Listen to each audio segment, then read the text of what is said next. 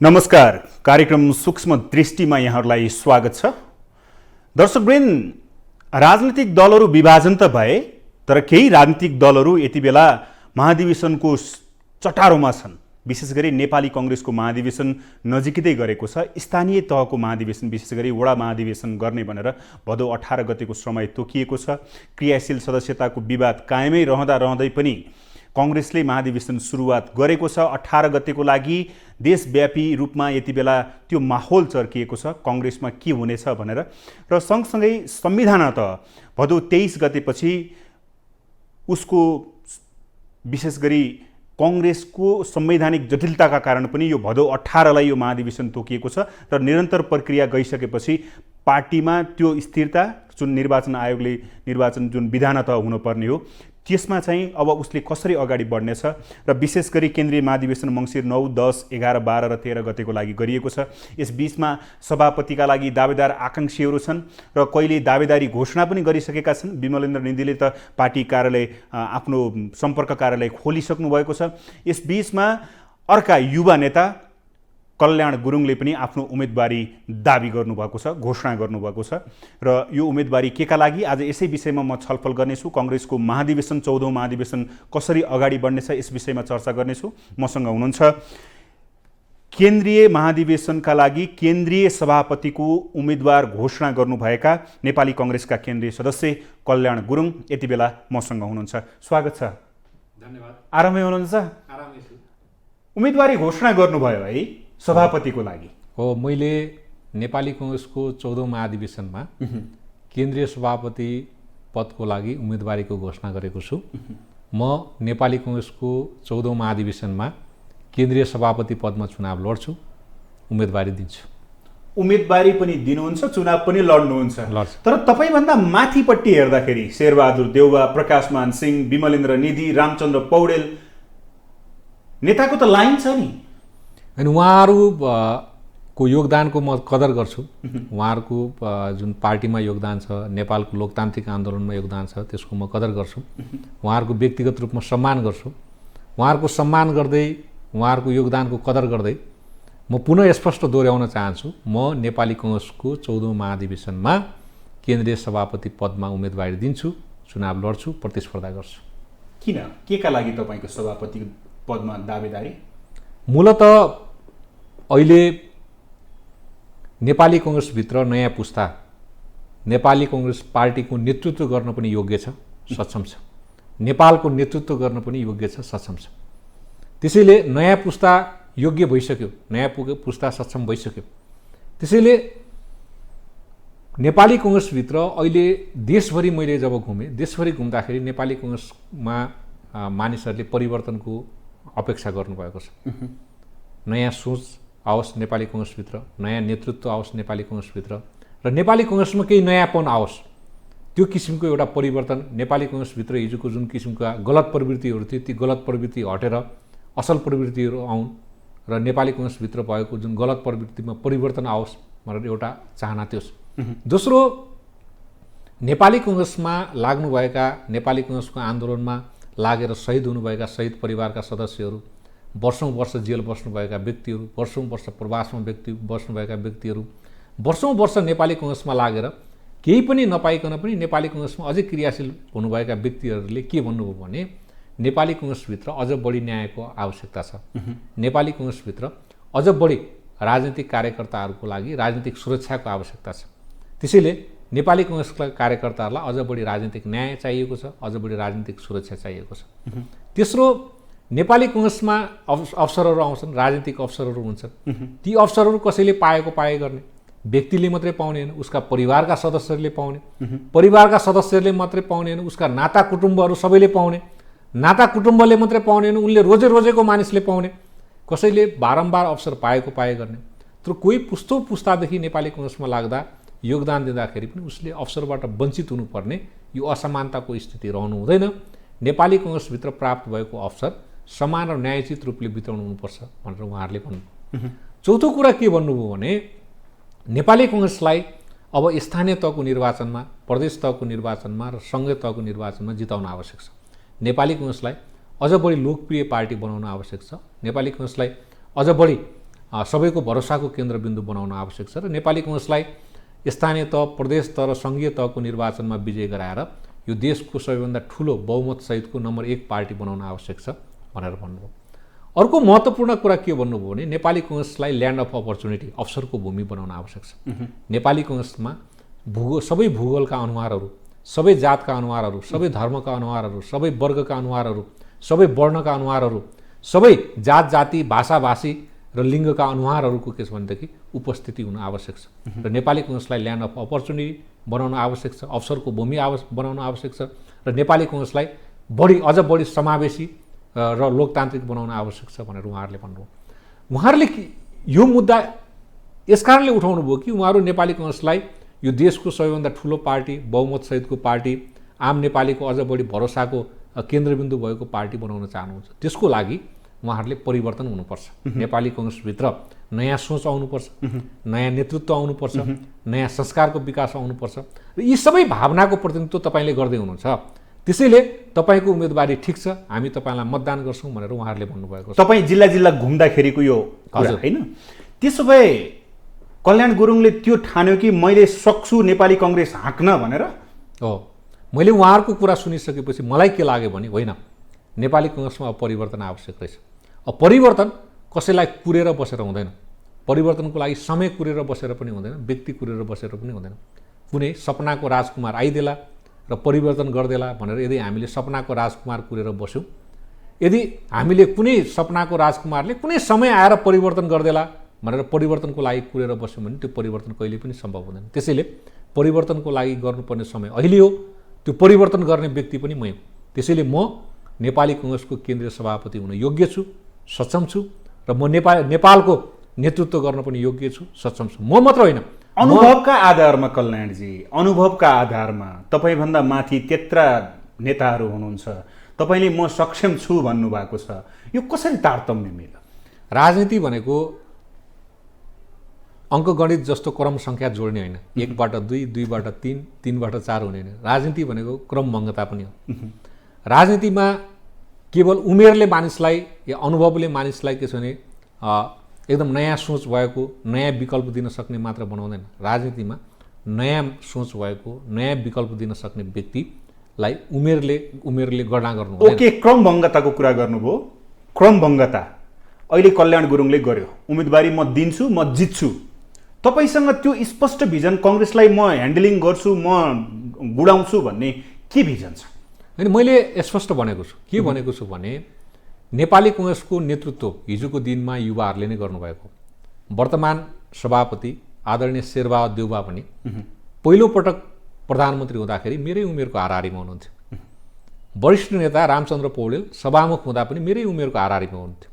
उहाँहरू 48 सालमा टिकट पाउँदा, नेपाली कांग्रेसले 48 सालमा टिकट पाउँदाखेरि हेर्नुहोस् त्यो बेलाका व्यक्तिहरू लगभग 26 वर्षको उमेरदेखि तपाईँलाई के छ भने लगभग 40-42 वर्षका उमेरका मानिसहरू, धेरै मानिसहरूले टिकट पाउनुभयो त्यति बेला। बिपी कोइराला नेपाली कांग्रेसको सभापति हुँदै गर्दा जम्मा 39 वर्षको हुनुहुन्थ्यो। बिपी कोइराला प्रधानमन्त्री हुँदा 46 वर्षको हुनुहुन्थ्यो। 44 वर्षको सुवर्ण शमशेर नेपाली कांग्रेसको पार्टी सभापति हुनुभयो र 40 वर्षको गणेशमान सिंहले प्रतिस्पर्धा गर्नुभयो। मलाई लाग्छ 27 वर्षको उमेरमा कृष्णप्रसाद भट्टराई सभामुख हुनुभएको पार्टी नेपाली कांग्रेस नै हो र 37 वर्षको उमेरमा उहाँ कार्यवाहकको सभापति हुनुहुन्थ्यो हैन। त अहिले नेपाली कांग्रेस युवाहरूले नै नेतृत्व गरेको पार्टी। अझ अहिले युवाहरू, नयाँ पुस्ताहरू अझ बढी सक्षम भएर आइसकेका छन्। म मात्रै होइन, म सहित नयाँ पुस्ताका व्यक्तिहरू सक्षम छन्, म सहित युवा पुस्ताका व्यक्तिहरू सक्षम छन् नेपाली कांग्रेसको नेतृत्व गर्न, नेपालको नेतृत्व गर्न। त्यसैले अब नयाँ पुस्ता सक्षम भएर आइसक्यो, नयाँ पुस्ता सक्षम छ, योग्य छ। त्यसैले नयाँ पुस्ता प्रतिस्पर्धामा आउन चाहन्छ र मलाई गौरव हुन्छ यदि मैले मेरा अग्रजहरूसँग प्रतिस्पर्धा गरेँ, नेपाली कांग्रेसको केन्द्रीय सभापतिमा मेरा अग्रजहरूसँग प्रतिस्पर्धा गरेँ र मलाई सबैले मतदान गर्नुभयो, मैले विजय हासिल गरेँ भने अझ मलाई गौरवान्वित महसुस हुन्छ। किनभने मेरो अग्रजहरूले मलाई लोकतान्त्रिक पद्धति सिकाउनु भएको छ, मेरा अग्रजहरूले मलाई फ्रेन्डली प्रतिस्पर्धा गर्न सिकाउनु भएको छ। लोकतान्त्रिक पद्धतिको अनुसरण गर्दा गर्दै पनि कल्याणजी कतै यो बिजनेस त होइन? हैन, बिजनेस र पोलिटिक्स फरक कुरा हो। होइन, अहिले त पोलिटिक्स भित्र पनि बिजनेस लुकेको हुन्छ नि त, कतै यो कल्याण गुरुङको बिजनेस त होइन? बिजनेस र पोलिटिक्स फरक कुरा हो। बिजनेस प्रॉफिट ओरिएन्टेड हुन्छ, बिजनेसमा जहाँ पनि प्रॉफिट खोजिन्छ हैन। पोलिटिक्स भनेको त्यहाँ पोलिटिक्समा प्रॉफिट खोजिँदैन, हाई प्रॉफिट खोजिन्छ होइन प्रॉफिट खोजिँदैन। पोलिटिक्समा तपाईँ इथिक्स हुन्छ, पोलिटिक्समा मोरल हुन्छ, पोलिटिक्समा कन्भिक्सन हुन्छ। त्यो कन्भिक्सनको लागि पोलिटिक्स गरेको। म नेपाल विद्यार्थी सङ्घमा लाग्दै गर्दा एउटा कन्भिक्सन थियो, देशमा लोकतन्त्र बहुलवादमा आधारित बहुदलीय लोकतन्त्र स्थापित हुनुपर्छ भनेर। बहुलवादमा आधारित बहुदलीय लोकतन्त्र हुनुपर्छ भनेर म त्यो कन्भिक्सनमा आधारित भएर लागेको मान्छे। म राष्ट्रियता, लोकतन्त्र र लोकतान्त्रिक समाजवादलाई विश्वास गरेर म नेपाल विद्यार्थी सङ्घको सदस्यता लिएको व्यक्ति, नेपाली कङ्ग्रेसको सदस्यता लिएको व्यक्ति। मेरो कन्भिक्सन त्यो, मेरो कन्भिक्सन डेमोक्रेसी हो, मेरो कन्भिक्सन रुल अफ ल, मेरो कन्भिक्सन ह्युमन राइट हो, मेरो कन्भिक्सन के छ भने यो लिबर्टी हो, स्वतन्त्रता हो। ओके, त्यो स्वतन्त्रताको लागि मेरो सङ्घर्ष हो। मेरो कन्भिक्सन सम्पत्तिमाथिको निजी अधिकार हो, मेरो कन्भिक्सन विधिको शासन हो, व्यक्तिको शासन होइन। त्यो कन्भिक्सनको लागि सङ्घर्ष गरेर आएको व्यक्ति हो। त्यसैले भोलिको दिनमा पनि त्यो कन्भिक्सनको लागि म सदा समर्पित रहन तयार हुन्छु र नेपाली कङ्ग्रेसका म जस्ता असङ्ख्य मानिसहरूले त्यो कन्भिक्सनको लागि आफूलाई समर्पित गर्नुभएको छ, भोलिको दिनमा पनि गर्नुहुन्छ। त्यसैले नेपाली कङ्ग्रेसमा कसैले यदि बिजनेस ओरिएन्टेडबाट म पोलिटिक्स गर्छु भन्छ भने नेपाली कङ्ग्रेसभित्र त्यो सम्भव छैन, त्यसको सम्भावना पनि छैन। भनेपछि विशुद्ध पोलिटिक्स हो त यो? विशुद्ध कन्भिक्सन हो, कन्भिक्सन हो। कन्भिक्सनको आधारमा हामी पोलिटिक्स गरिरहेका छौँ। पोलिटिक्समा प्रतिस्पर्धा हुन्छ र मलाई मेरा अग्रजहरूले पनि आदरणीय सभापति, म भन्दैछु अहिलेको वर्तमान आदरणीय सभापति शेरबहादुर देउवाले तत्कालीन आदरणीय सभापति गिरिजाप्रसाद कोइरालासँग पोखरा महाधिवेशनमा प्रतिस्पर्धा गर्नुभएको। आदरणीय सभापति शेरबहादुर देउवाले सुशील कोइरालासँग के छ भने प्रतिस्पर्धा गर्नुभएकै हो। अहिले आदरणीय सभापति शेरबहादुर देउवा र आदरणीय वरिष्ठ नेता रामचन्द्र पौडेल बीचमा 13औं महाधिवेशनमा प्रतिस्पर्धा भएकै हो। त्यसैले मेरा अग्रजहरूले फ्रेन्डली प्रतिस्पर्धा गर्न सिकाउनु भएको छ। फ्रेन्डली प्रतिस्पर्धा गर्नुपर्छ र के अरे यो निष्पक्ष र भयरहित निर्वाचन हुनुपर्छ भनेर उहाँहरूले सिकाउनु भएको छ। त्यही बाटोमा म छु, म उहाँहरूसँग फ्रेन्डली प्रतिस्पर्धा गर्न तयार छु। म त्यस विषयमा त आउँछु, निष्पक्षको विषयमा पछि आउँछु। उपल्लो तहका नेताहरूसँग तपाईँको कम्पिटिसन पर्ने भयो, यसरी बुझौँ होइन? तर उपल्लो तहका नेता र तपाईँलाई जुन युवाको जमात साथ छ, तपाईँको एजेन्डा के हो त? त्यसो भए म कङ्ग्रेसलाई यो वेमा लैजान्छु भन्ने तपाईँको डिरेक्सन के हो? हेर्नुहोस्, नेपाली कङ्ग्रेसको कस्तो हो भने एजेन्डा के? म भन्दैछु यो जमेको पोखरी जस्तो भयो, यो बगेको नदी जस्तो हुनुपर्छ। नेपाली कङ्ग्रेस एउटा विचार हो। त्यहाँभित्र पोजिसन कस्तो भने मानिस पोजिसन लिएर बसिरहने होइन, सदस्य भयो सधैँभरि सदस्य भइरहने। यो फेरि केन्द्रको मात्रै होइन, वडा तहमा त्यही स्थिति छ, पालिका तहमा त्यही स्थिति छ, प्रदेश तहमा त्यही स्थिति छ, प्रतिनिधि सभा स्तरीय क्षेत्रीय तहमा त्यही स्थिति छ, जिल्ला तहमा त्यही स्थिति छ, केन्द्रीय तहमा त्यही स्थिति छ। एउटा व्यक्ति सधैँभरि तपाईँले हेर्नुभयो भने एउटै अनुहारहरू, लगभग 80% अनुहारहरू उही अनुहारहरू तपाईँलाई बारम्बार दोहोरिरहेका स्थिति छ। एउटा महाधिवेशनबाट अर्को महाधिवेशन हेर्दाखेरि 80% अनुहारहरू दोहोरिरहने। म यसमा परिवर्तन चाहन्छु। मैले स्पष्ट भनेको छु, यदि म केन्द्रीय सभापति भएँ भने एक व्यक्ति एक पद 2 पटक मात्रै, या त उहाँ अर्को पदमा चुनाव लड्नु पर्यो। एउटा व्यक्ति एउटा पदमा 2 पटक मात्रै, वडा कार्य समितिदेखि केन्द्रीय कार्य समितिसम्म, त्यो वैधानिक व्यवस्था म गर्छु। नम्बर 2, एउटा व्यक्ति 2 पटकभन्दा बढी मन्त्री हुन नपाउने, एउटा व्यक्ति 2 पटकभन्दा बढी प्रधानमन्त्री हुन नपाउने, त्यो वैधानिक व्यवस्था म गर्छु। तेस्रो, एउटा व्यक्तिले 1 पटक मात्र समानुपातिक सभासद हुन पाउने, त्यो वैधानिक व्यवस्था म गर्छु। 1 पटकभन्दा बढी समानुपातिकबाट सभासद हुन नपाउने, त्यो वैधानिक व्यवस्था म गर्छु। अर्को 753 स्थानीय तह छ। 753 स्थानीय तहमा संवैधानिक व्यवस्था के हो भने यदि पुरुष मेयर प्रमुख पायो भने उपप्रमुखमा महिला, अहिले अधिकांश ठाउँमा पुरुषहरू प्रमुख र के अरे महिलामा उपप्रमुखमा चाहिँ महिलाहरू हुनुहुन्छ। म नेपाली कङ्ग्रेसको विधानमा 50% स्थानीय तहमा को प्रमुख टिकट जुन हुन्छ उम्मेदवारीको टिकट 50% चाहिँ महिलाहरूलाई दिनुपर्ने अनिवार्य व्यवस्था म नेपाली कङ्ग्रेसको विधानमा नै गर्छु। सुनिश्चित गर्नुहुन्छ? सुनिश्चित, नेपाली कङ्ग्रेसको विधानमा नै सुनिश्चित गरिदिन्छु। त्यो किसिमको व्यवस्था, त्यो किसिमको परिवर्तन गर्दाखेरि के हुन्छ भने महिलाको सहभागिता पनि हुने भयो, नयाँ मानिसहरू आउने भए, खसारेबाट पनि नयाँ मानिस आउने भए, जनजातिबाट पनि नयाँ मानिसहरू आउने भए, दलितबाट पनि नयाँ मानिस आउने भए, थारू समुदायबाट पनि नयाँ मानिस आउने भए, मुस्लिमबाट पनि नयाँ मानिस आउने भए, दलितबाट पनि नयाँ मानिस आउने भए, महिलाबाट पनि नयाँ मानिस आउने भए, पिछडिएको क्षेत्रबाट पनि नयाँ मानिस आउने भए। त नयाँ मानिसहरूको प्रवेश भइरह्यो भने त्यो हुन्छ। र अर्को म वैधानिक व्यवस्था के गर्छु भने भारतीय संस्था र शुभेच्छुक संस्थाहरूको विधानमा भएको व्यवस्था अनुसार अधिवेशनबाट मात्रै नेतृत्व चयन हुने। यदि समयमा अधिवेशन गर्न सकेन भने स्वत केन्द्रीय कार्य समितिदेखि लिएर तल्लो समितिसम्म स्वत विघटन हुने प्रावधान म नेपाली काङ्ग्रेसको विधानमा नै स्पष्ट व्यवस्था गर्छु। त्यसले के हुन्छ भने भारतीय सङ्गठनमा पनि अधिवेशन गर्नुपर्छ समयमा भनेर। र जुन भारतीय संस्थाले समयमा अधिवेशन गर्दैन उसलाई डिमोसनको, पार्टीभित्र पनि प्रमोसन र डिमोसनको म वैधानिक व्यवस्था गर्छु। जुन भारतीय संस्थाले समयमा अधिवेशन गर्न सक्दैन त्यो केन्द्रीय समितिमा भएका मानिसलाई डिमोसनको व्यवस्था। तपाईँले त्यो भनिरहँदा अहिले कङ्ग्रेसको हालत हेर्नुहोस् त, महाधिवेशन बल्ल बल्ल त्यो पनि हुन्छ कि हुँदैन अझै ग्यारेन्टी छैन। 18 गतेको त होला, केन्द्रीय महाधिवेशन हुन्छ कि हुँदैन भन्ने त्यो खालको अझै पनि शङ्का छ कि? त्यो वैधानिक व्यवस्था हामीले कडा वैधानिक व्यवस्था नगरेर विधानमा यदि हामीले स्पष्ट व्यवस्था गर्ने हो भने, जस्तै हाम्रो वैधानिक त 4 वर्षको पदावधि हो नि। 4 वर्षभित्र पहिलो म नेपाली काङ्ग्रेसको केन्द्रीय सभापतिमा निर्वाचित भएँ भने नेपाली काङ्ग्रेसको पहिलो बैठकबाट म निर्वाचित भएको केन्द्रीय कार्य समितिको पहिलो बैठकबाट म केन्द्रीय महाधिवेशनको तिथि मिति र स्थान म तय गरिदिन्छु। म स्केड्युल प्रकाशित गरिदिन्छु। हरेक वर्ष क्रियाशील सदस्यहरू नवीकरण हुने व्यवस्था गरिदिन्छु। म हरेक वर्ष के छ भने क्रियाशील सदस्य लिन पाउने कुरा त राम्रो आउँछ के? तपाईँ उम्मेदवार हुँदै हुनुहुन्छ, आफूतिर आकर्षित गर्न पनि विभिन्न खालका आश्वासन त बान्नै पर्यो होइन? होइन, आश्वासन बाँडेको यो मेरो बोली रेकर्डेड छ।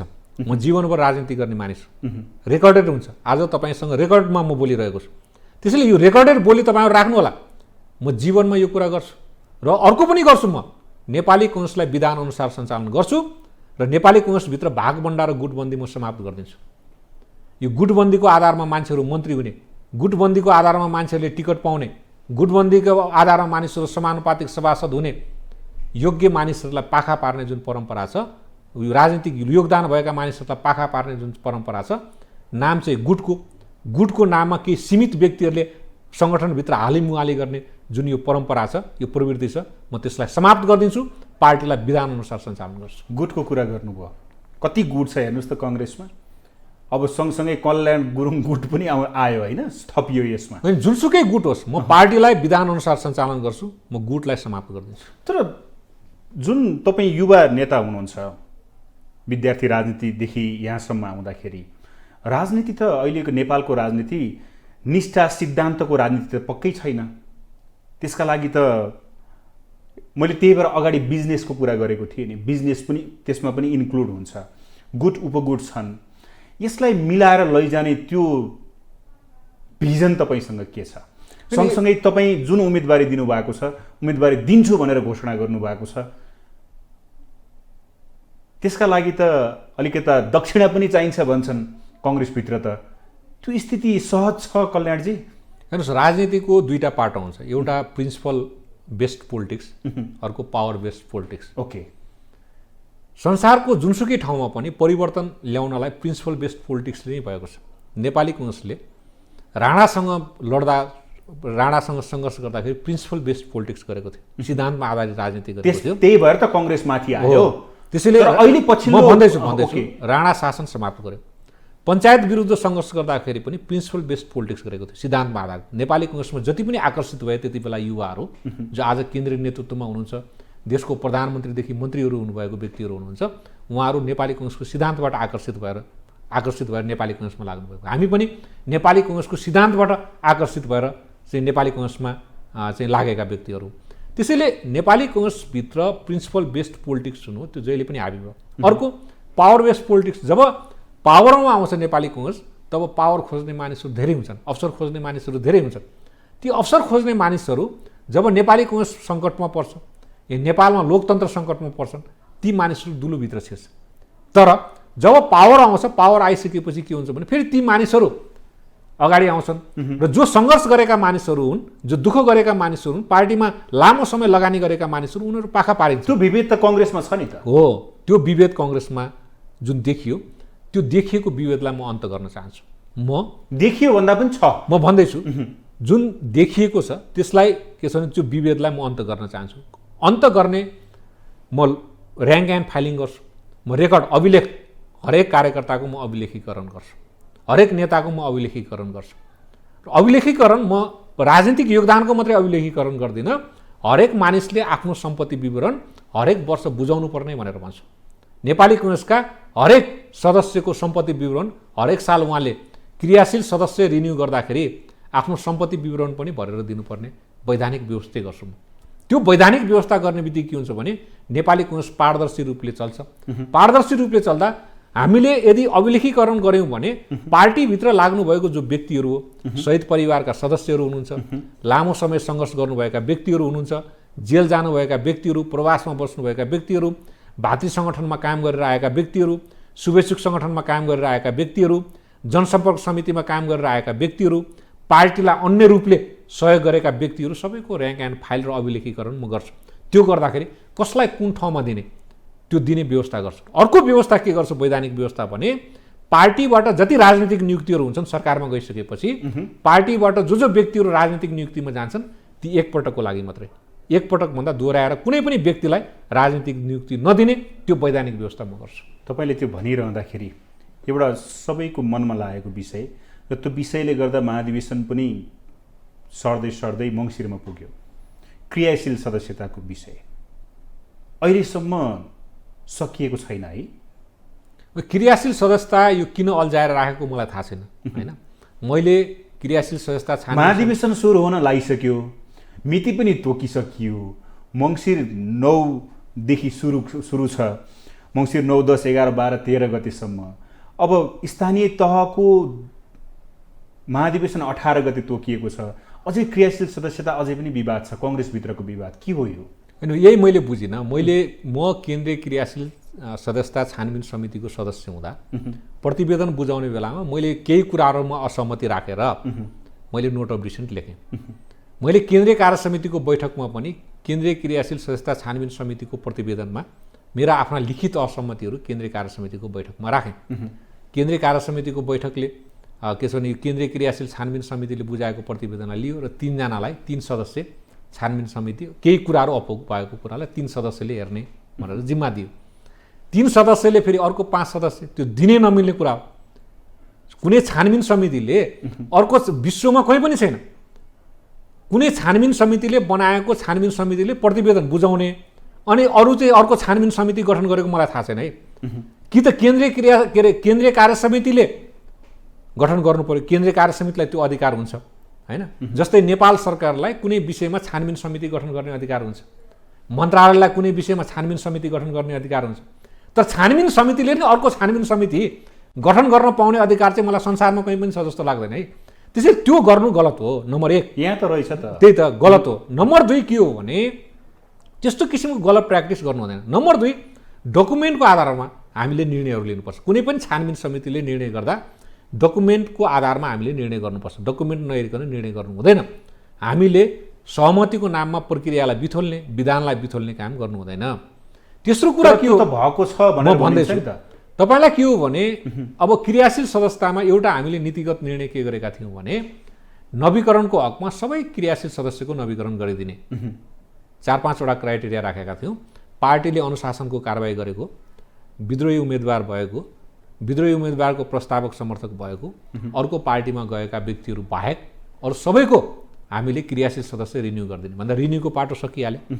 और नयाँ क्रियाशील सदस्यको हकमा हामीले के भन्यौँ भने जहाँ उजुरी आएको छैन त्यसलाई नहेर्ने, जुन ठाउँमा उजुरी आएको छ त्यो हेर्ने भन्दा उजुरी आएका ठाउँहरू हेर्नु थियो। उजुरी आएका ठाउँहरू हामीले हेऱ्यौँ, उजुरीका आएका ठाउँहरूलाई पनि हेरेर, अब त्यहाँ त डकुमेन्ट थिएन, डकुमेन्ट चाहिन्छ भनेर मैले भने हेरियो, हेरेर केही विषयहरू थिए जसमा सहमति भएको थिएन। खास गरिकन समायोजनको कुराहरूदेखि लिएर केही वडाहरू थिए, केही जिल्लाहरू त्यसका वडाहरू थिए, त्यसको सन्दर्भमा सहमति नहुँदाखेरि त्यसको विषयमा चाहिँ नेतृत्व तहले निर्णय गर्ने र नेतृत्व केन्द्रीय कार्य समितिले के गर्यो भने 3 जनालाई जिम्मा दियो। 3 जनाले एक किसिमको निर्णय गर्नु, मतलब एकदम थोरै विषय छ। अब यो थोरै विषय मेरो असहमति, धेरै कुरामा मेरो असहमति छ, मेरो व्यक्तिगत असहमतिका बावजुद पनि केही थोरै विषयहरू थिए। ती थोरै विषय त टुङ्गाइसकेको भए हुन्थ्यो नि, अहिलेसम्म किन अल्झाएको? अल्झाउने कुनै मैले त तपाईँ केन्द्रीय सदस्य पनि हुनुहुन्छ, केही भूमिका पनि होला। क्रियाशील सदस्यताको विषय अघि तपाईँका जुन एजेन्डाहरू छन् म विधानत जान्छु, सिद्धान्त त लैजान्छु, पार्टीलाई अगाडि बढाउँछु भन्ने जुन खालको भिजन राखेर तपाईँले उम्मेदवारी घोषणा गर्नुभयो, त्यो सुरुवात क्रियाशील सदस्यताबाट चाहिँ त्यसमा चाहिँ तपाईँले सुरुवात गर्दा के हुन्छ? म क्रियाशील सदस्यताको हकमा मैले स्पष्ट भन्छु, म पार्टीको केन्द्रीय सभापति भएँ भने पहिलो बैठकले म अर्को निर्णय पनि गर्छु। मैले अहिले अघि भने एउटा निर्णय म 4 वर्षपछिको केन्द्रीय महाधिवेशनको तिथि मिति र स्थान घोषणा गर्छु। दोस्रो निर्णय के गर्छु भने हरेक वर्ष क्रियाशील सदस्य नवीकरण गर्ने र हरेक वर्ष नयाँ क्रियाशील सदस्य दिने र महाधिवेशनको 2 वर्ष अगाडि लिएका क्रियाशील सदस्यहरूले मात्रै महाधिवेशनमा भाग लिन पाउने भनेर म निर्णय गर्छु। त्यो विधानमा नै तपाईँले त्यो भनिराख्नु भएको छ, क्रियाशील सदस्यताकै कारण केन्द्रीय महाधिवेशनमा लफडा हुँदैछ भनेर शङ्का उपशङ्का हुँदैछ कि कोही व्यक्ति राइजमा आउनको लागि यो स्वार्थको लागि चाहिँ क्रियाशील सदस्यताको विवाद यथावत राखिएको छ भनिन्छ। म सही छु अथवा गलत छु? होइन, यो हेर्नुहोस्, क्रियाशील सदस्यता सम्बन्धी कुरा किशुनजी पार्टी सभापति हुँदा पनि उहाँले पनि क्रियाशील सदस्य बाँड्नु भएको, गिरिजाऊ पार्टी सभापति हुँदा पनि उहाँले पनि क्रियाशील सदस्य बाँड्नु भएको हो, छानबिन समिति बनेकै हो। सुशील कोइराला पार्टी सभापति हुँदाखेरि पनि उहाँले पनि क्रियाशील सदस्य बाँड्नु भएको हो, त्यो बेला पनि छानबिन समिति बनेकै हो। तर अधिवेशनको मुखसम्म आएर अहिलेसम्मको इतिहास हेर्दाखेरि अधिवेशन 18 गते छ, आज 16 गते भयो होइन। वडाको अधिवेशन हामीले 18 गते राखेका छौँ, 16 गतेसम्म क्रियाशील नटुङ्गिएको भन्ने चाहिँ मलाई लाग्छ यो पहिलो घटना होला। योभन्दा अगाडिको घटना मलाई थाहा छैन, यस्तो किसिमको घटना मलाई थाहा छैन होइन। हुनु त अब कतिपय ठाउँहरूमा चाहिँ वडा अधिवेशनकै दिन पनि यहाँबाट क्रियाशील सदस्य गयो भन्छन्, तर अहिले क्रियाशील सदस्यताको नियम लिस्ट प्रकाशित गर्नुपर्छ वेबसाइटमा। वेबसाइटमा प्रकाशित गर्न किन ढिलाइ हुँदैछ मैले बुझेको छैन। वेबसाइटमा प्रकाशित गर्ने, वेबसाइटमा प्रकाशित हुँदाखेरि जस्तै अस्ति केही गल्तीहरू त्रुटिहरू भएका छन् भने त्यो सच्याउन मिल्छ। अस्ति वेबसाइटमा प्रकाशित हुँदाखेरि रुकुम पूर्वको पार्टी सभापति केशरमान रोकाको नै क्रियाशील सदस्यमा नाम रहन्छ, त्यो त गलत हो नि। जिल्ला पार्टी सभापतिको नाम नहुनु त्योभन्दा गम्भीर त्रुटि केही हुनसक्छ? त्यो त्रुटि, त्यो अक्षम्य त्रुटि गर्ने अधिकार कसैलाई पनि छैन। कसैलाई पनि कसैको क्रियाशील सदस्य काट्ने या जथाभावी रूपले नयाँ क्रियाशील सदस्य थप्ने अधिकार कसैलाई पनि छैन। निर्वाचन भएको छ त गलत हो भन्दैछु। निर्वाचन आयोग त हाम्रो संवैधानिक निकाय हो नि। निर्वाचन आयोगलाई मन परी कसैको मतदाता नामावलीमा नाम थप्ने वा मतदाता नामावलीमा नाम हटाउने अधिकार हुन्छ? तपाईँले यो भनिरहँदाखेरि कङ्ग्रेस महाधिवेशन जुन स्थानीय तहदेखिको महाधिवेशन केन्द्रीय महाधिवेशनसम्म आउँदाखेरि स्वतन्त्र निष्पक्ष हुन्छ भन्ने तपाईँलाई भित्री आत्मलाई छ? होइन, महाधिवेशन स्वतन्त्र निष्पक्ष र भयरहित हुनुपर्छ। निर्वाचन स्वतन्त्र निष्पक्ष र भयरहित हुनुपर्छ। भित्री मनमा निष्पक्ष स्वतन्त्र हुन्छ भन्ने लाग्छ? मैले भने नि, नेपाली कांग्रेसको वडा तहदेखिको केन्द्रीय महाधिवेशनसम्म सबै तहका अधिवेशनहरू निष्पक्ष, पारदर्शी र भयरहित रूपले हुनुपर्छ। सिद्धान्त त हो हुनुपर्छ। तर कङ्ग्रेसभित्रको जुन अहिले परिपाटी देखिएको छ, जुन खालको एक्टिभिटी देखिएको छ, यसले चाहिँ स्वतन्त्र निष्पक्ष हुन्छ भन्नेमा तपाईँ ढुक्क हुनुहुन्छ? तपाईँले यसले हेर्नुहोस्, एउटा कुरा के हुन्छ भने हामीले क्रियाशील सदस्यलाई पारदर्शी गरेनौँ, क्रियाशील सदस्यतामा निष्पक्ष गरेनौँ, क्रियाशील सदस्यलाई विधि विधान अनुसार सञ्चालन गरेनौँ भने त्यसको असर वडामा पर्छ। वडामा झगडा हुन्छ। वडामा झगडा भयो भने भोलि स्थानीय तह पार्टीले जित्न सक्छ। हरेक वडामा, यदि अधिकांश वडामा चाहिँ क्रियाशील सदस्यकै विषयमा या वडामा चाहिँ भोलि चाहिँ क्षेत्रीय अधिवेशन प्रतिनिधिकै विषयमा हरेक वडामा झगडा हुन थाल्यो, एकदम गम्भीर रूपले झगडा भयो, गम्भीर रूपले मनमुटाव भयो भने त्यो वडा नेपाली कांग्रेसले जित्न सक्छ। त्यो वडा जितेन, वडाबाट नेपाली कांग्रेसलाई भोट आएन भने पालिका जित्छ? भोट त वडैबाट आउने हो। वडाबाट भोलि भोट आएन भने प्रदेश जित्छ? भोट त वडैबाट आउने हो। वडाबाट भोट आएन भने प्रतिनिधि सभा जित्छ नेपाली कांग्रेसले? तपाईँले अघि भन्नुभयो, भोट त वडैबाट आउने हो नि। अघि भन्नुभयो नि, कोर कार्यकर्ताहरू, कङ्ग्रेसका कोर कार्यकर्ताहरू, स्थानीय ग्रासरुटदेखिको अप्परसम्मको कोर कार्यकर्ताहरू क्रियाशील सदस्यताकै कारण मनमुटाव, दुखी, त्यो हुनु चाहिँ कङ्ग्रेसका लागि फाइदा छ? कङ्ग्रेस महाधिवेशनको लागि फाइदा छ? नयाँ आउने नेतृत्वको लागि फाइदा छ कि यही नेतृत्वको लागि फाइदा देख्नुहुन्छ तपाईँ? हेर्नुहोस्, को व्यक्ति भोलि नेपाली कांग्रेसको केन्द्रीय महाधिवेशनमा जित्छ होइन, त्यो महाधिवेशन प्रतिनिधिहरूले कसलाई भोट हाल्नुहुन्छ त्यसको पछिका कुरा। त्यो पछि हो। पहिलो कुरा के हो भने हामीले कसैलाई पनि क्रियाशील सदस्य लिनबाट वञ्चित गर्नु हुँदैन।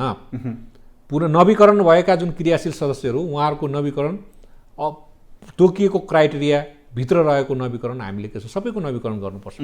नयाँ क्रियाशील सदस्य पनि क्राइटेरिया पुगेर आएका सबै नयाँ क्रियाशील सदस्यलाई हामीले सदर गर्नुपर्छ। त्यसैले आफ्नो नाममा क्राइटेरिया नपुगेको क्रियाशील सदस्यलाई सदर गर्ने र आफू बन्ने नाममा यदि क्रियाशील पुगेर के अरे क्राइटेरिया पुगेर आएका पनि क्रियाशील सदस्यलाई यदि बदर गर्ने हो भने त्यसले भोलि नेपाली कङ्ग्रेसलाई भोलि जुन वडा तहमा जित्नुपर्ने, स्थानीय तहमा जित्नुपर्ने, प्रदेश तहमा जित्नुपर्ने, प्रतिनिधि सभा तहमा को निर्वाचनमा जित्नुपर्ने त्यो जित्न गाह्रो हुन्छ। किनभने नेपाली कङ्ग्रेसले नेपाली कङ्ग्रेससँग प्रतिस्पर्धा गर्ने होइन, नेपाली कङ्ग्रेसको प्रतिस्पर्धा त अरू दलसँग छ नि। अरू दलसँग हामीले निर्वाचनमा प्रतिस्पर्धा गर्नुपर्छ, चुनाव जित्नुपर्छ। यो त एउटा सङ्गठनभित्रको उत्सव हो, यसलाई उत्सवको रूपमा लिएर जानुपर्छ र केन्द्रीय नेतृत्वमा रहने हामी सबैले भोलि केन्द्रीय सभापतिको चुनाव लड्ने हामी सबैले या उपसभापतिको चुनाव लड्ने सबैले, महामन्त्री, सहमहामन्त्री या केन्द्रीय सदस्यको चुनाव लड्ने हामी सबैले, या जिल्ला सभापति या प्रदेशको पदाधिकारी सदस्यहरू लड्ने हामी सबैले एकमुष्ट रूपले, क्षेत्रीय सभापति लड्ने, पालिकाको सभापति लड्ने, वडाको सभापति लड्ने हामी सबैले एकमुष्ट रूपले के भन्नुपर्छ भने क्रियाशील सदस्य निष्पक्ष हुनुपर्छ, क्रियाशील सदस्य विधि विधान अनुसार हुनुपर्छ र नेपाली कङ्ग्रेसको महाधिवेशन निष्पक्ष भएर र पारदर्शी रूपले हुनुपर्छ भनेर हामी सबैले भन्नुपर्छ। ओके, अब म तपाईँकै उम्मेदवारीतिर आउन चाहेँ। एकल केन्द्रीय सभापतिको लागि एकल उम्मेदवारी, त्यसभन्दा मुनिको तपाईँको टिम छ या छैन? म नेपाली कङ्ग्रेसको केन्द्रीय सभापतिमा उम्मेदवार म आफ्नो टिमसहित हुन्छु। पदाधिकारीमा मेरो टिम हुन्छ र पदाधिकारीमा म टिमै बनाएर चुनाव लड्छु। सदस्यको टिम बनाउने कि नबनाउने विषयमा छलफल गरिरहेका छौँ, हामी छलफल गर्छौँ। सदस्यमा पनि धेरै साथीहरूले टिम बनाएर जानुपर्छ भनेर भनिरहनु भएको छ। धेरै साथीहरूले चाहिँ होइन सदस्यको टिम नबनाऊ कि आधा बनाउने के भन्ने विषयमा हामीले छलफल गरिरहेका छौँ। तर पदाधिकारीमा मेरो टिम हुन्छ, म टिमसहित नेपाली कङ्ग्रेसको टिमको घोषणा कहिले हुन्छ? मैले आज तपाईँले व्यक्तिगत केन्द्रीय सभापति उम्मेदवारी घोषणा गर्नुभयो, तपाईँको टिमको घोषणा नामावली सहितको कहिले आउँछ? म टिमको घोषणा गर्दा फेरि पत्रकार सम्मेलन गरेर टिमको घोषणा गर्छु। कहिले हुन्छ त्यो? टिम निर्माण गर्छु। अहिले टिममा धेरै साथीहरू इच्छुक हुनुहुन्छ, साथीहरूको बिचमा राखेर सल्लाह गर्छु। पहिले वडाको अधिवेशन सकौँ, पालिकाको अधिवेशन सकौँ, यो महाधिवेशन सकिसकेपछि र मलाई लाग्छ यो जिल्ला अधिवेशन सकिसकेपछि असोज 10 गतेपछि हामीसँग समय हुन्छ। असोज 10 गतेपछि हामीसँग समय भएकोले फेरि हामी बस्छौँ, बसेर सरसल्लाह गर्छौँ र एउटा टिमको नाम हामी फ्ल्यास गर्छौँ। त्योभन्दा अगाडि म केन्द्रीय सभापतिमा चुनाव लड्ने एउटा डकुमेन्टसहित आउँछु म, होइन, डकुमेन्टसहित। त्यसैले मैले के भनेको छु भने आज पनि मैले भने अझै 2 चोटि तपाईँहरूसँग भेट्न बाँकी छ। एउटा डकुमेन्टसहित आउँछु, त्यो बेला तपाईँहरूसँग भेट्छु। अर्को टिमसहित आउँछु, त्यो बेला पनि तपाईँहरूसँग भेट्छु। ओके, तपाईँले यो भनिरहँदाखेरि एउटा प्रश्न सोधिदिनु न भन्नुभएको थियो कि दर्शकहरूले, केही क्वेसनहरू आउँछ, म यहाँ टिपेर राखेको छु।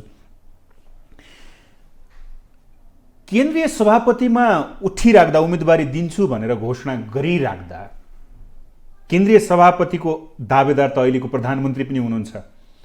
प्रधानमन्त्री शेरबहादुर देउबा र अहिले उम्मेदवारी घोषणा गर्नुभएका कल्याण गुरुङलाई कम्प्यारिजन गर्दाखेरि देउबाभन्दा कल्याण गुरुङ के कारणले ठिक छ, कसरी ठिक छ, आफैलाई मूल्याङ्कन गर्दा कसरी गर्नुहुन्छ? होइन, नेपाली कङ्ग्रेसको केन्द्रीय सभापति पदको दावेदारहरू सबै योग्य हुनुहुन्छ, सबैजना सक्षम हुनुहुन्छ। ओके, सबैले आफ्नो आफ्नो उमेर अनुसार पार्टीमा लामो योगदान गर्नुभएको छ, होइन। तर अहिले परिस्थिति कस्तो देखिएको छ भने नेपाली कङ्ग्रेसभित्र नयाँ सोचको आवश्यकता छ। नेपाली कङ्ग्रेसभित्र एउटा मानिसहरूले के भन्नुहुन्छ भने प्रवृत्ति जुन छ त्यो प्रवृत्तिमा परिवर्तनको आवश्यकता छ, एउटा नयाँ प्रवृत्ति आवश्यक छ, सकारात्मक प्रवृत्तिको आवश्यकता छ र नेपाली कङ्ग्रेसभित्र नयाँ नेतृत्वको आवश्यकता छ भनेर सबैले भनेर। नयाँ नेतृत्व त महाधिवेशनले चयन गर्छ नै, तर मैले कम्प्यारिजन गर्न खोजेको शेरबहादुर देउबा वर्तमान सभापति प्रधानमन्त्री, उहाँको पनि मङ्सिरमा त पक्कै उहाँको पनि उम्मेदवारी होला। शेरबहादुर देउबा र कल्याण गुरुङलाई राख्दाखेरि तपाईँका महाधिवेशन प्रतिनिधिले दिनुपर्ने कारण, तपाईँलाई भोट दिनुपर्ने कारण के छ? मैले भने त नि, सबैमा नयाँपनको चाहना छ। उहाँ पार्टी सभापति हुनुभयो, देशको 5 पटक प्रधानमन्त्री हुनुभयो, होइन, राम्रोसँग सञ्चालन गर्नुभएको छ, प्रधानमन्त्री भएर पनि उहाँले देशलाई राम्रो योगदान दिनुभएको छ। नेपाली काङ्ग्रेसको सभापति भएर उहाँले पार्टीलाई पनि राम्रो योगदान दिनुभएको छ। उहाँ योग्य हुनुहुन्छ, उहाँ सक्षम हुनुहुन्छ। उहाँको म सम्मान गर्न चाहन्छु, उहाँको योगदानको कदर गर्न चाहन्छु। उहाँको सम्मान गर्दा गर्दै, उहाँको योगदानको कदर गर्दा गर्दै म स्पष्ट के भन्न चाहन्छु भने अहिले पार्टीका देशभित्र रहनुभएका पार्टीका सम्पूर्ण नेता कार्यकर्ता शुभेच्छुक शुभचिन्तकहरू र जनसम्पर्क समितिका नेता कार्यकर्ता शुभेच्छुक शुभचिन्तकहरू र विश्वभरि रहनुभएका नेपालीहरू जो नेपाली काङ्ग्रेसलाई माया गर्नुहुन्छ, नेपाली काङ्ग्रेसको शुभचिन्तक हुनुहुन्छ, उहाँहरूले के भन्नुभएको छ भने अब नेपाली काङ्ग्रेसमा नयाँ सोचको आवश्यकता छ, नेपाली काङ्ग्रेसको नेतृत्व र परिवर्तनको आवश्यकता छ, नयाँ नेतृत्वको आवश्यकता छ। त्यसैले उहाँले नेतृत्व गर्नुभयो, उहाँले प्रधानमन्त्री भएर देशको नेतृत्व गरिसक्नुभयो, पार्टी सभापति भएर देशको नेतृत्व गरिसक्नुभयो भने नयाँ पुस्ता भन्दैछु, नयाँ पुस्ता नेतृत्वमा आउनुपर्छ। नयाँ पुस्ता योग्य भइसक्यो, नयाँ पुस्ता सक्षम भइसक्यो, नयाँ पुस्ता पार्टीको नेतृत्व गर्न पनि सक्षम छ, देशको नेतृत्व गर्न पनि सक्षम छ। त्यसैले नयाँ पुस्तामा नेतृत्व आउनुपर्छ भन्ने सबैको मनसाय छ र सबैले यसपालि नयाँ पुस्तालाई मतदान गर्नुहुन्छ, नयाँ पुस्तालाई विजय गराउनुहुन्छ। र म स्पष्ट भन्न चाहन्छु, म नेपाली काङ्ग्रेसको केन्द्रीय सभापतिमा चुनाव लड्छु, प्रतिस्पर्धा गर्छु र सबैले मतदान गर्नुभयो भने म नेपाली काङ्ग्रेसको केन्द्रीय सभापतिमा चुनाव पनि जित्छु। सबैले मतदान गर्नुभयो भने हजुर यो राजनीतिक भाषा हो नि। हो, म जित्छु भन्दा पनि सबैले मतदान गर्नुभयो भने मतदान गर्न त गर्नुहुन्छ। मैले सोधेको प्रश्न तपाईँले बुझ्नु भएन है। बुझेँ। शेरबहादुर देउबा भन्दा सभापतिमा तपाईँ सक्षम कसरी हुन सक्नुहुन्छ? मैले भने नि नयाँ पुस्ताप्रतिको अहिले आकाङ्क्षा भइरहेछ। विमलेन्द्र निधि भन्दा कल्याण गुरुङ कसरी सक्षम हुन सक्छ? नयाँ पुस्ताप्रति मानिसको आकर्षण, रामचन्द्र पौडेल भन्दा कल्याण गुरुङ कसरी सक्षम हुन सक्छ? नयाँ पुस्ताप्रति मानिसको भरोसा छ, नयाँ पुस्ताप्रति मानिसको आशा छ, विश्वास छ। अहिले के हो भने नयाँ सोच चाहिएको छ। पार्टीमा उहाँहरूले 48 सालदेखि उहाँहरूले नेतृत्वमा रहनुभयो, कोही 51 सालदेखि नेतृत्वमा हुनुभयो। शशाङ्क कोइराला भन्दा कल्याण गुरुङ कसरी सही छ? नयाँ सोच, नयाँ पुस्ता। शशाङ्क कोइरालासँग छैन त्यो भन्दैछु त, शेखर कोइरालासँग छैन। नयाँ सोच र नयाँ पुस्ताप्रति मानिसको आकर्षण बढिरहेको छ। अहिले भन्दैछु तपाईँलाई, पार्टीमा योभन्दा अगाडि 13औं महाधिवेशनमा जो भाग लिनुभयो, 13औं महाधिवेशनमा भाग लिनुभएका लगभग 80% महाधिवेशन प्रतिनिधिहरू दोहोरिएर आउनुहुन्छ। तर 14औं महाधिवेशनमा यसपटक 50% भन्दा बढी महाधिवेशन प्रतिनिधिहरू, नयाँ महाधिवेशन प्रतिनिधिहरू आउनुहुन्छ जसले 13औं महाधिवेशनमा भागै लिनु भएको थिएन हैन। 13औं महाधिवेशनमा भाग लिनुभएका 80% महाधिवेशन प्रतिनिधिले के भन्नुहुन्छ भने संसदीय बोर्डमा बसेका मानिसहरूले राम्रो निर्णय गर्न सकेनन्, संसदीय बोर्डमा बसेका मानिसहरूले टिकट वितरण गर्दाखेरि न्याय गर्न सकेनन्, संसदीय बोर्डमा बसेका मानिसहरूले जुन किसिमले सबैलाई समान रूपले न्यायोचित अवसर दिनुपर्थ्यो त्यो दिन सकेनन् भन्ने गुनासो उहाँहरूको छ। र उहाँहरू के भन्नुहुन्छ भने अब नयाँ सोचले पार्टी अगाडि बढ्नुपर्छ, नयाँ नेतृत्वले पार्टी अगाडि बढ्नुपर्छ। त्यसैले फ्रेस मानिसले नेतृत्व लिनुपर्छ है।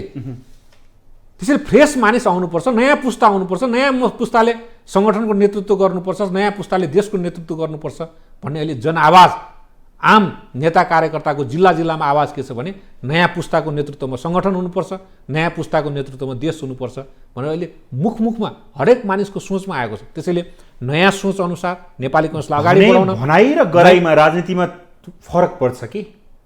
भनाइ र गराइमा फरक पर्छ। नयाँ पुस्ता भनेर नयाँ पुस्ता हामीले कसलाई मान्ने?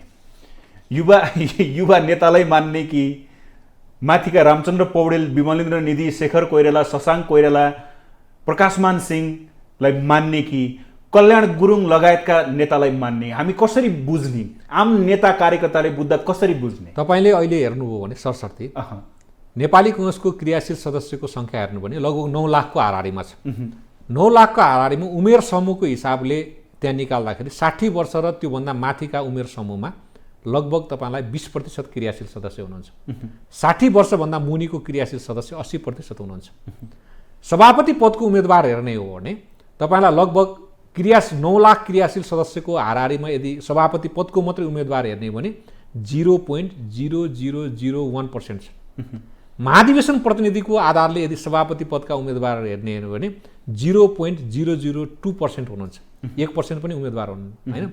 अर्को हिसाबले उमेर समूहको हिसाबले हेर्नु हो भने 60 वर्षभन्दा माथिका सभापतिका उम्मेदवार हेर्नुभयो भने तपाईँले बढी मात्रामा हुनुहुन्छ, 4, 5, 6, 7, 8, 9 कतिजना हुनुहुन्छ? 60 वर्षभन्दा उमेर समूहको तलको उमेर समूहको हिसाबले हेर्नु भने कल्याण कुमार गुरुङ एकजना मात्र केन्द्रीय सभापतिको उम्मेदवार छ। क्रियाशील सदस्यको सङ्ख्या हेर्नुभयो भने 60 वर्ष र त्योभन्दा मुनिको क्रियाशील सदस्य 80% छ। त्यो 80% क्रियाशील सदस्यको प्रतिनिधित्व गर्दा उमेर समूहको नाताले पनि कल्याण कुमार गुरुङ एक मात्र सभापतिको उम्मेदवार छ। तर 60 वर्षभन्दा माथिको उमेर समूह हेर्नुभयो भने त्यहाँ चाहिँ 5, 6, 7, 8, 9, 10 कतिजना हुनुहुन्छ? त्यहाँ 20% क्रियाशील सदस्य। तर मलाई सबै उमेर समूहका मानिसहरूले 60 वर्षभन्दा माथिका उमेर समूहका मानिसहरूले पनि मतदान गर्छु भन्नुभएको छ। 60 वर्षभन्दा मुनिका के छ भने महाधिवेशन प्रतिनिधिहरू नेता कार्यकर्ताहरूले पनि मलाई चाहिँ मतदान गर्छु भन्नुभएको छ। उहाँहरूले के भन्नुभएको छ भने पार्टीमा अब नयाँ पुस्ता चाहिन्छ, पार्टीमा अब नयाँ सोच चाहिन्छ, पार्टीमा अब नयाँ संस्कार चाहिन्छ, पार्टीमा अब नयाँ नेतृत्व चाहिन्छ। यो हाम्रो भावनाको प्रतिनिधित्व तपाईँले गरिरहनु भएको छ, हाम्रो आवाज तपाईँले बोलिरहनु भएको छ, त्यसैले हामी तपाईँलाई मतदान गर्छौँ भनेर भन्नुभएको छ। उहाँहरू सबैले मतदान गर्नुभयो भने म 14औं महाधिवेशनमा नेपाली कङ्ग्रेसको केन्द्रीय सभापतिमा चुनाव जित्छु। तपाईँले त्यो भनिरहँदाखेरि स्कुलिङ त कृष्णप्रसाद भट्टराई, गिरिजाप्रसाद बीपीको स्कुलिङबाट तपाईँहरू यहाँसम्म आउनुभयो, पोलिटिकल्ली यहाँसम्म आउँदाखेरि महाधिवेशनमा उम्मेदवारी घोषणा, महाधिवेशनमा जित्छु भन्नु पैसाको धेरै खेलो हुन्छ भन्छन् नि।